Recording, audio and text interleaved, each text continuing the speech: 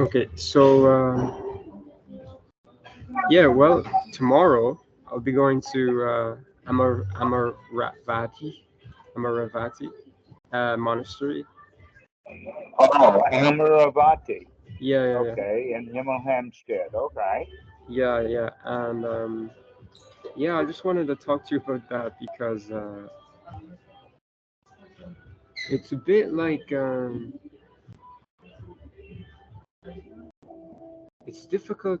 Like I really want to go and really get really immersed in the whole thing, you know, in an environment because I'm just by myself and it kind of sucks to do this kind of thing, you know. All right. That will work. Yeah, That's a good place to go. yeah, All right. Um, I've got several pieces of advice about things there.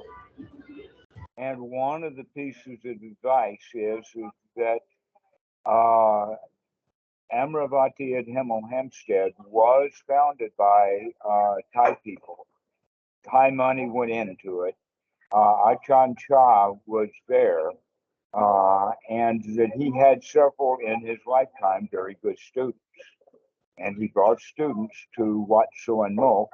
And so Wat Suan Mok and Bhikkhu Buddhadasa is very close to Achan Chah and Wat Pabong and Wat Pananachat and Wat Amaravati.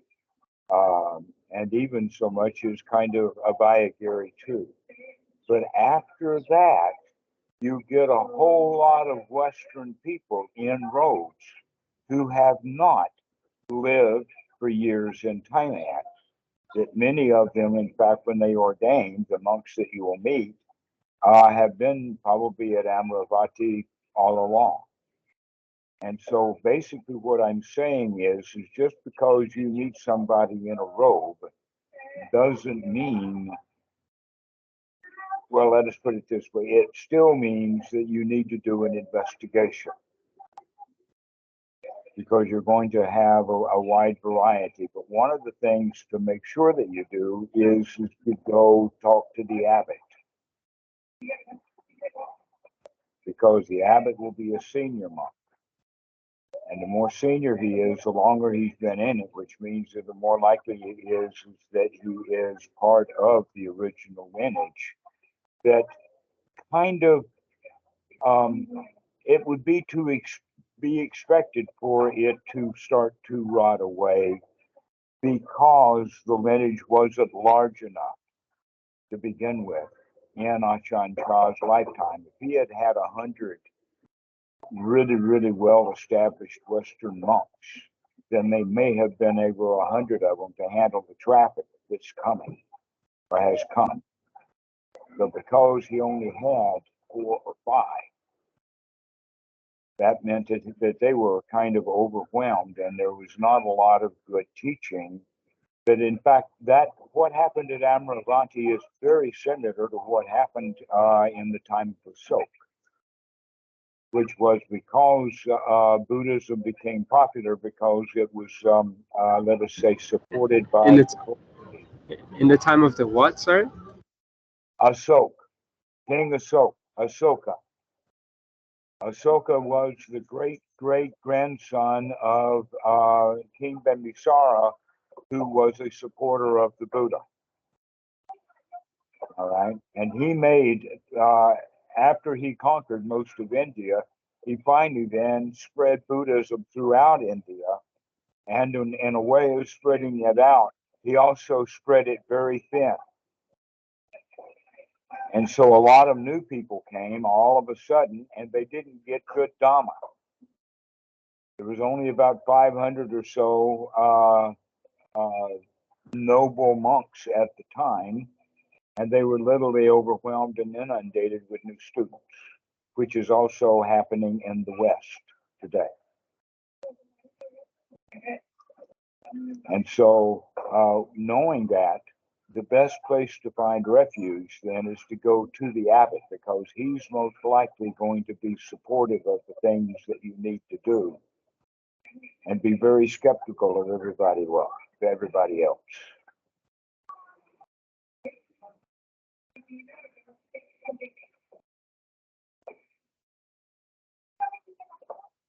So that's one thing to look for, because I'm pretty sure that the abbot is still, even in these days, even, let's see, it was 35 years ago when I was there with Ajahn Amaro.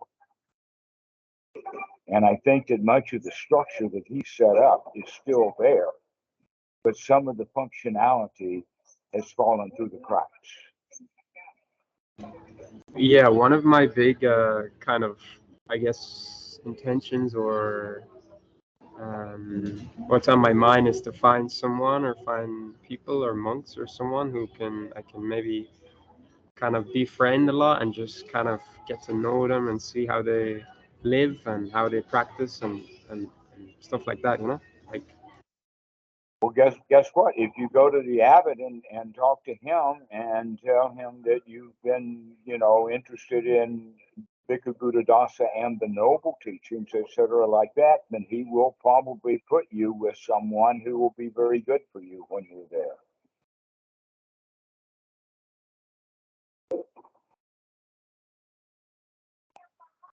In other words, by using the word Bhikkhu Buddhadasa, you're almost announcing that you would rather speak on the supramundane noble level than the ordinary level of Buddhism, where most people are.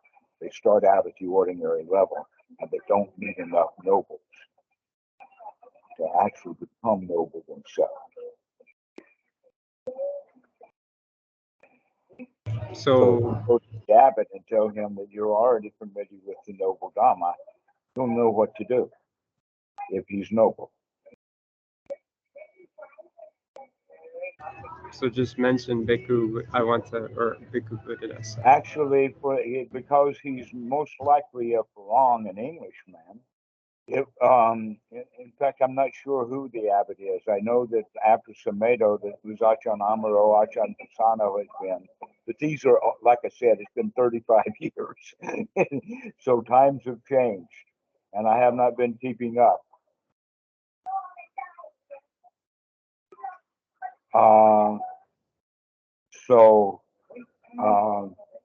The older the monk, the better.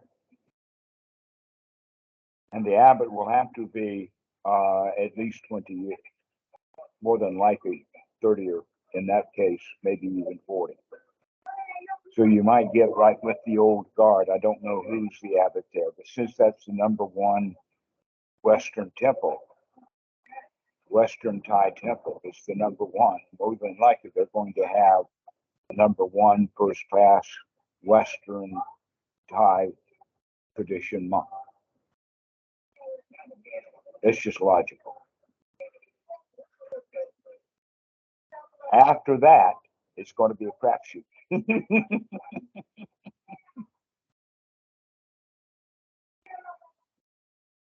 That there will be monks there that are there to follow the rules and expect you to do the same thing. And they might get grouchy about it.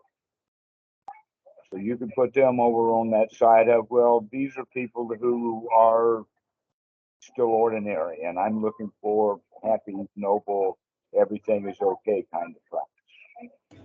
Yeah, I'll be there for about a month. That's what I said in the. That's what I said. I'll commit at least for a month. I'll stay there for a month. So I'm hoping to meet some of these noble people. Well, through these eyes that I've given you to know how to look, keep a list. I would really like to be updated with who's there and who's where, and what kind of the mind state that they have, etc., like that. Because, like I said, it'll be a crapshoot. There'll be all varieties of people. Just because they're in the robes doesn't necessarily mean anything, that they can be there for other reasons. However, there's a point that needs to be made here. And that is that one of the hallmarks that the Buddha talks about, that you might have heard words like sotāpan. Okay. One of the really characteristics of the sotāpan, in fact, there's several obvious characteristics of a sotāpan. And one is that he's generally interested in the Dhamma. That's all he really cares about. And because that's all he cares about, that's probably why he's become a monk. Is because that's all he cares about. So the question of when you talk to people, what do they care about? If they talk about computers, if they talk about teaching, if they talk about this, that, and the other thing, that's different than if they want to talk to you about Dhamma. Okay, that's in the stream, in the flow. Number two, that not only do they want to spend time and talk about the Dhamma and talk about suttas, etc., they will also be enthusiastic about it. That they're joyful and cheerful also, enthusiastic and delighted in the Dhamma. So these are three characteristics of a sotāpan in an informal sense. In the formal sense, the sotāpan is one who takes refuge in the Buddha, the Dhamma, the Sangha. And if he's taking refuge in the Sangha, that means he's in the Sangha. So he ordains. So even in that regard, even in a more formal context, that's taking refuge in the Sangha, as well as taking refuge in the Dhamma. Okay, and so the next point is that the sotāpan is one whose mind is straightened out enough that his behavior is not an issue or a problem for him. In the sense that if you don't want anything when the mind is noble, then you're unlikely to go harm someone to get it. You're unlikely to steal something. You're unlikely to also lie to someone about it or boss them around. And that will be a key. Find out who the monks are that are bossy, because they're still in the power game. They're still thinking that being a monk is an important thing to do, rather than being a monk means that I'm just really super interested in the Dhamma. And that's all I care about is the Dhamma. Can I ask, what's the main difference between someone like a layperson who takes refuge in the three jewels and someone who's ordained? Like, is there a difference? You know what I mean? Someone who takes refuge in Buddha, Dharma, Sangha, and a monk who takes refuge. Okay, if the mind, the layman, takes refuge in the Buddha, the Dhamma, the Sangha, that means that he probably will spend a lot of time at the wat, and he may even live there.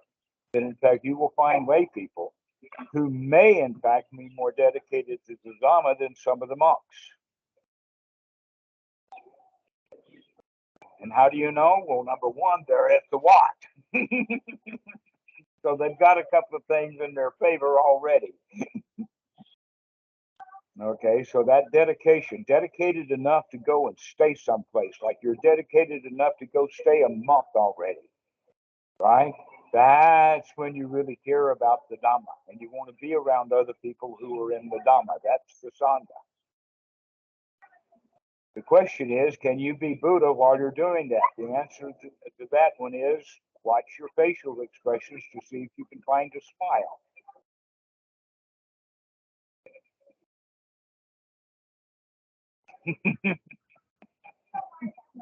Do you actually enjoy the Dhamma? That's the thing. Is being dedicated to the Dhamma and even enthusiastic about the Dhamma is not quite enough. You've also got to be completely joyful, completely delighted is the Pali word. And in fact, the actual Pali word here is Nandi, which is Ananda.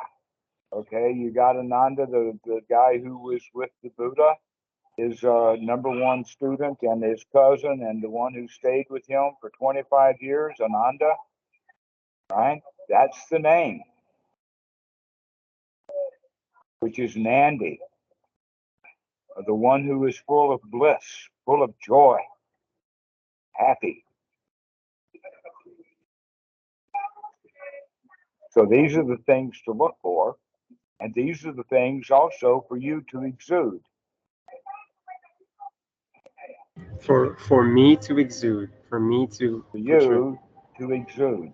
my enthusiasm to learn the Dhamma. I want to understand it, and I want to. Right. You really were interested in the Dhamma. You even came to be with the Dhamma and the Dhamma people, the Sangha, and you're going to exude that Nandi. You're going to express yourself joyfully and happily, even when you're being criticized, knowing that nobles are probably not going to be criticizing.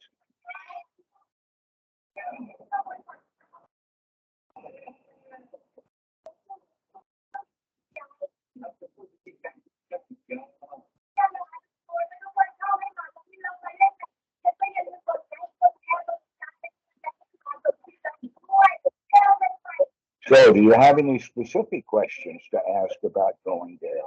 Take your shoes off and put them where everybody else is putting their shoes when they take them off. That's the easy one. Yeah, I started to like kind of contemplate a little bit about staying there for a while because I started to look at how things work around there and how the schedule is and how everything works. And I saw how like there's like a part of me, a very large, like roaring child that is like, wow, we really don't want to do this kind of thing, you know? But I'm like, no, no, no, let's, I'm kind of like, Okay, wait a minute. All right. You just gave me a clue to something that I didn't know before. Let me cross that with you a bit. Okay.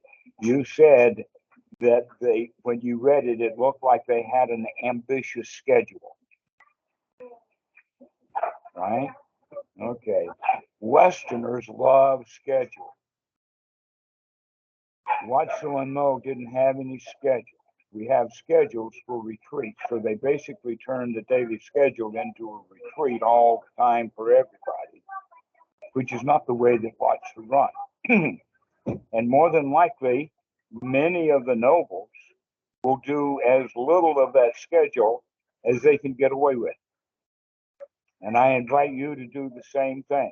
Do enough of the schedule to fit in, but not enough. They go take a hike. They've got land there. Go barefoot. Wander around. Further from the buildings, the better.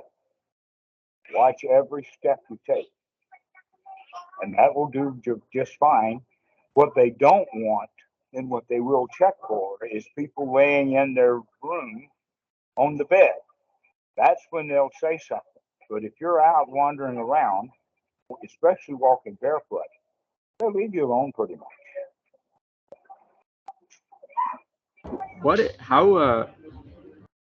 how difficult, or is there many English people or Westerners in Thai? What's like now? Like, is it difficult to go to Thailand and just stay in a This, wat? well, uh, let us say that 40 and 50 years ago, 30 years ago, the answer to that was yes. But nowadays, not so much. And what has happened is that the Westerners were coming and willy nilly going everywhere, all over the place. Many of them becoming monks, and also becoming disasters. And so they started to put some organization into it. In fact, Achan Chah was the leader of the organizational part that also was part of Bhikkhu Buddha Dasa and Watso and Mo, and now is under the regime of the Bureau of Religious Affairs in Thailand. Now, the Bureau of Religious Affairs is a very, very special kind of government body because it has a whole lot of bureaucrats that take care of all the paperwork. But all of the faces of that are monks, and they're the ones who make all the decisions and everything like that, including about visas and who gets a religious visa for how long. So that begins to mean something. They don't want monks to show up in some podunk place and raise havoc there. They want, in fact, for the monks to go to established places. So, in fact, guess where several of them are? I don't know all of them, but I do know that at Wat Pabong in Udon Ratchasima and its sister, the Western Wat, Pananachat, is the number one place to go. The second number place to go is to Wat Suano, especially we've got a Wat here, Dam Tiem, set up specifically for Westerners. And is it difficult to like is it difficult financially to stay at Wat, or can you just fly into Thailand and just stay at Wat for a while and something like that? You know what I mean? Actually, the money you need will be for your greed and your visa. The visa is the cheaper part. The money is for your greed. Just because you walked into a Wat doesn't mean your greed is completely free. No, you want to walk back out of that Wat, go get a meal at a restaurant, and you need the cash to do that, even though you may or may not have food at the Wat. If you're at Wat Suan Mok, then there will be breakfast where the monks are. If you're at Wat Dam Kiem, you'll go out on Vendabad with the head monk, Achan Meti. That's where you'll get fed. But you'll still want to sneak off the property and go to the restaurant. Okay? That's just how things are. And so, yes, in Thailand, in fact, now it's becoming easier that the visas have been much more relaxed because of COVID. And so things are beginning to open up.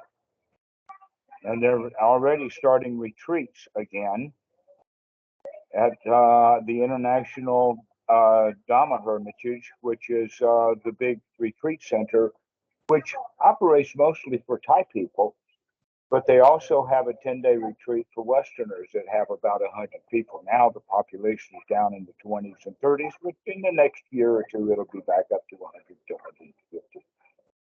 And then on this island, there's another retreat center. I'm not sure. It depends upon how you are friends with Anthony Markwell, because people do stay there and they just stay with him. And he'll provide the food out of the donations of all of the other students, and you can help out around the place.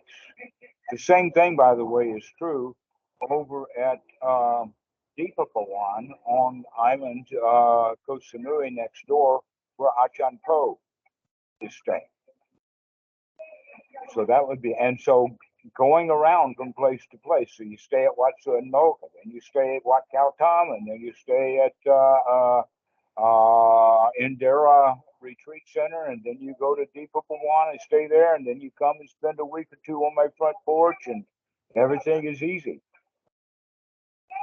Yeah, this has actually been a kind of in my mind. It's a little bit of a struggle sometimes in the sense of how do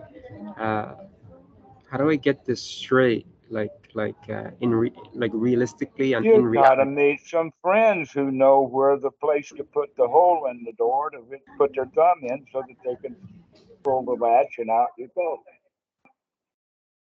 I don't have many of those friends right now. Well, you've got at least one.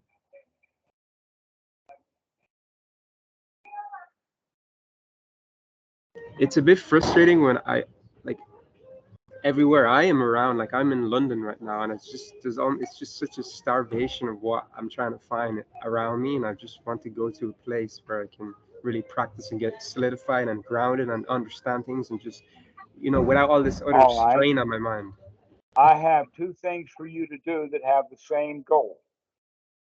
That is, number one, Thai restaurants in London know about Amaravati and the Thai network in London that you don't know about because you haven't been to any of the Thai restaurants or any of the Thai wats. Now, one of the things that I know is one of the really big Thai restaurants in London is a strong, strong supporter of um, Amaravati. And one of the things they do is they maintain a flat or an apartment in London that's a hangout place for monks and lay people to come and go. That in fact, anytime that a monk has to travel, they always come from Hemel Hempstead down to stay in this apartment and then book their flights and leave. And so people will be there for a week or two or something like that. It's a really interesting hangout place, but be willing to understand that it's Thai, and the Westerners who are there are doing it the Thai style, which means if you want to sleep there, you're going to have to maybe find a spot on the floor to do it because the floor may be, in fact, pretty crowded already. What's the name of the restaurant? Maybe I can stop by later. I Or don't know. It's been 35 years, and so I don't remember. But I'm saying that things have got to be better now than they were 35 years ago. okay, maybe I'll find It's some. even more organized now than it was then. And all of this just sits right under the nose of the Westerners, and they don't have a clue about what the Thai and the Asian people are doing. But a lot of Westerners do. That's why there's so many Westerners at um, Amaravati, is because that place has been publicized. Because there is Western. They had a Western abbot for many years, Ajahn Amaro. But that's not the only Thai wat in your area. I think there's 3 or 4 wats in London, and they'll all know each other. Yeah, I think it's like Chithurst and all these other ones that Well, are. Chithurst is down south. That's not in London. Chithurst is down in the moors, down on the south coast, and that's also part of Amaravati, closely connected. Monastery on its own now, but back then it was just a hangout joint. There's also one for women. I don't remember where it is because it didn't exist when I was there, but it does now. So there's a nunnery someplace in UK. And all of this has a mixture of Western and Thai flavor. The Thai people really support it. In fact, there's another support, and that is the Sri Lankans. When Amaravati was established, their primary support was Sri Lankans. That may not be the case now, depending upon what the Sri Lankans may have their own what in the London area, but it's still closely tied, closely connected with this Thai Western system that I'm telling you about. That was established through Ajahn Chah in the early 80s. I mean, it was hugely well established by 1985, I would say.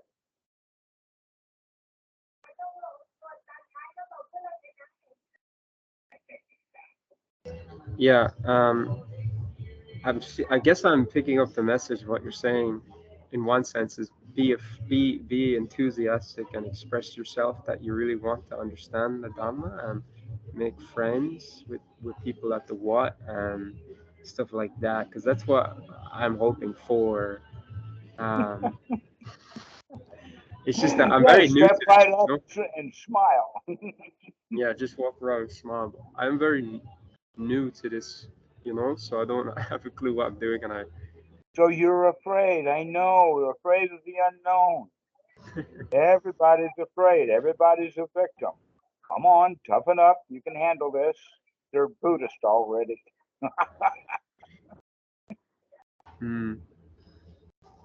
Yeah, it is a fear, I suppose. It's just a fear of it's like a fear of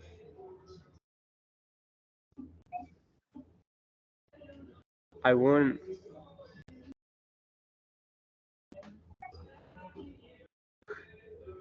It's like I won't. Well, take a deep breath. Right. Find where that fear is, because it's not really important.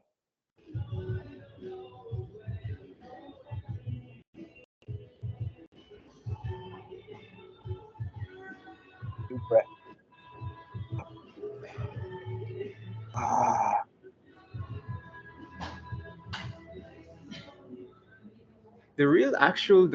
And it's like this irritation that's under it all. It's just uh this like to go from these watts or to get to watts and to travel to watts. I have to work, and then I have to get a job, and then I have to go into this whole other. I have to go into this whole other thing, and then who told you have to get a job? huh? I mean, besides the whole society, all your teachers, your parents, and all of those kind of people, who told you you have to have a job? I gotta travel. I gotta travel, like with here to here, and Well, you want to travel and you want the money. then Okay. But nobody's ever told you you've got to have a job. Right. That in fact, a one-way ticket from England to Bangkok is not all that expensive. Then you can add $60 and get on my front porch, and after that, Wow, that's very inviting. Yeah, I will. What I was thinking is after I stay at Amaravati for a while, I might really have different maybe uh, direction in my heart. You know what I mean? Like something like this, or my experience, and that's what I'm feeling. Because right now I feel like I'm just. I would highly recommend, because it's the cheapest thing that you could do, is to go to the nearest, or let's say the best known or the biggest Thai restaurants, and have a cup of coffee and take a look around and ask if anybody there knows anything about Amaravati. And if they say yes, then you can order something to eat. And if they say no, take a hike. I mean, this is really easy to do. You don't even have to go anyplace. And I bet if you play that game, you'll wind up finding out where that hangout place is, which means that then you can get free transportation to Hemel Hempstead. I'm thinking really cheap now. All you have to do is just show up at that place and says, "Hey, I'd like to get up here to Amaravati. Got anybody going up there anytime soon?" And somebody says, "Yeah, tomorrow afternoon we're leaving." That would be really perfect. If that happens, I'll just be mind blown, Tamara. But I think I'll run around today actually and see if there's any. That would be really interesting. I never had that in my, even a thought about something like that. Um, I yeah. know, but I think that way because I've been there, done that. I know the Thai community.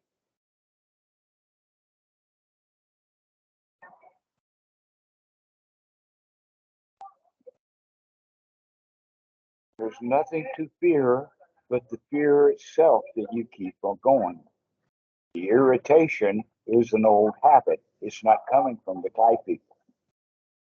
That in fact it's coming from your thoughts about the Thai people.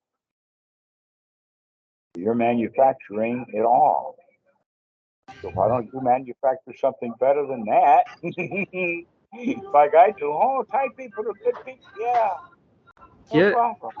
It's actually it's literally like I'd rather just sit back, try to do it on my own and make money and do it on my own instead of getting involved with people like I'm making friends because of the fear of being uh, un- this unaccepted by the people themselves. I'd rather just do it on my own. That's where irritation comes from. Your unacceptance and your fear of unacceptance is an old thing that happened to you in childhood. And there's no reason to hang on to fear of non-acceptance, that you're acceptable. You're acceptable to me. The only person you're not acceptable to is you. And when you change your attitude and accept yourself, then you'll figure out Thai people will too. They'll accept you before you will.